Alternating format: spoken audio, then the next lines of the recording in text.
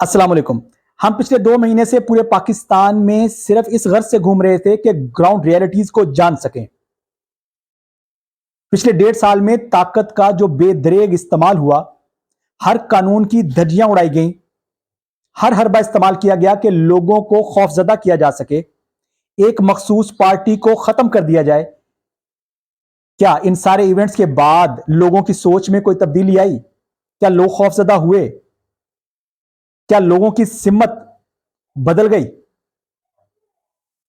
हमारी रिसर्च थोड़ी मुख्तलिफ इस वजह से भी है कि हमने सिर्फ उन हलकों का इंतखाब किया जो मखसूस हलके हैं, जिनको कहा जाता है कि ये पक्की सीटें हैं, और ये पक्की सीटें इस्टेब्लिशमेंट की कठपुतलियां होती हैं। इन्हीं पक्की सीटों की वजह से हमारी जमहूरियत के मुंह पर काले धब्बे हैं। इन्हीं पक्की सीटों की वजह से हमारी मईशत और मुआशरत तबाह हुई है। हमारी जमहूरियत कभी आगे बढ़ ही नहीं सकी, सिर्फ इन पक्की सीटों की वजह से। बाकी तो आपने रिसर्चेस और सर्वेज देखे होंगे, जो लोगों ने आम शहरों में जाके पूछा कि आप किसको वोट करेंगे, आप किसको पसंद करते हैं, लेकिन वो इन जागीरदारों के हलकों में, इन मखदूमों के हलकों में, इन पीरों के हलकों में नहीं गए होंगे। हमने उनको कवर किया। हमने वहां पे 2 तरह के लोगों को अप्रोच किया। एक वो लोग जो वोटर हैं, जो वोट करते हैं। दूसरे वो लोग जो इन जागीरदारों और खानवादों के गुलाम हैं, उनके खास लोग हैं, उनके चमचे चमाटे हैं, जो उनके लिए इनकी कैंपेनिंग भी करते हैं, जलसे जुलूस भी करते हैं, और लोगों को वोट देने के लिए कन्विंस भी करते हैं। जब हमने वोटरों से पूछा कि आप बताइए कि आपने पिछली 3-4 गवर्नमेंट्स देखी, उसके बाद एक 3.5 साल की गवर्नमेंट देखी, उसके बाद भी आपने 2 साल से हुकूमत देख रहे हैं, आप हमें फर्क बताइए। जो एक कॉमन जवाब आया वो ये था कि उन 3.5 सालों में हमें ये एहसास हो रहा था कि जो हुक्मरान है वो हमारी बात कर रहा है, वो हमारे बारे में सोच रहा है, वो हमारी सेहत के बारे में परेशान है, वो हमारे बच्चों की तालीम के बारे में परेशान है, वो हमारे मजदूरों के बारे में परेशान है, वो जो हमारे माहौल में तब्दीली आ रही है इसके बारे में परेशान है। हत्ता कि हमारे टीवी चैनल्स पर जो घटिया कंटेंट चलाया जाता है, उसको काउंटर करने के लिए उसने एक इस्लामिक कंटेंट भी लॉन्च कर दिया। यह था वोटर का जवाब।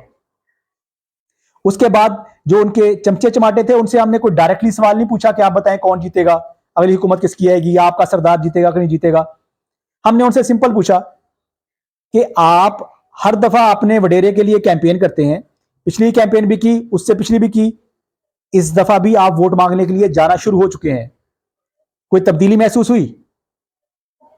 तो उनका कहना था कि इस दफा लोग पहली दफा हमें यह कह रहे हैं कि साईं हमें इस दफा वोट अपनी मर्जी से डालने दें। याद रखिएगा, यह इनकलाब की पहली सीढ़ी है, जब लोग इख्तियार अपने हाथ में लेने का सोचने लगते हैं। लोग सोचने लगते हैं कि मैंने अपने दिमाग से फैसला करना है, मुझे किसी का कहा कोई फर्क नहीं पड़ता। और इसका अगला स्टेप क्या होता है कि लोग आगे बढ़ के इख्तियार अपने हाथ में ले लेते हैं। हमारे रिसोर्सेज के मुताबिक पिछले दिनों हमारे एक बड़े अदारे ने भी इसी तरह की एक रिसर्च कंडक्ट की थी, जो ओवरऑल सारे पाकिस्तान में थी। उस रिसर्च के मुताबिक भी 90% लोग वो 3.5 साल की गवर्नमेंट वाले शख्स के पीछे खड़े नजर आ रहे हैं। इस रिपोर्ट के आने के बाद परेशानी में इजाफा हो गया उन तमाम हलकों के अंदर जो इस मुल्क को चलाते हैं, इस मुल्क को लूटते हैं। तो एक बड़ी मीटिंग के अंदर फैसला किया गया कि बजाय उससे जंग करने के, हमें उसके साथ मिल जाना चाहिए, हमें अपने गधों को, घोड़ों को उसके साथ शामिल करके दोबारा हुकूमत में आके अपना खेल जारी रखना चाहिए। यह वाली खबर मियां मोहम्मद नवाज शरीफ साहब तक भी पहुंची है, जिसके बाद उन्होंने अपनी वो फुस फुस तोप चलाना शुरू की है। उन्होंने 2-3 बयान दागे कि जी जनरल बाजवा, चीफ जस्टिस, इन सबको जो सजा मिलनी चाहिए, वो उसके पीछे ये रिपोर्ट है। कुछ दिनों में आपके जो बड़े चौधरी साहब हैं, ये रिपोर्ट लेके एक बड़े मुल्क की यात्रा भी करेंगे और उनको भी कन्विंस करेंगे कि ग्राउंड रियलिटीज ये हैं, आप हमें अलाउ करें कि हम उसके साथ मिलकर काम करें, हम आपके इंटरेस्ट को प्रोटेक्ट करेंगे। ये उसको श्योरिटी देंगे।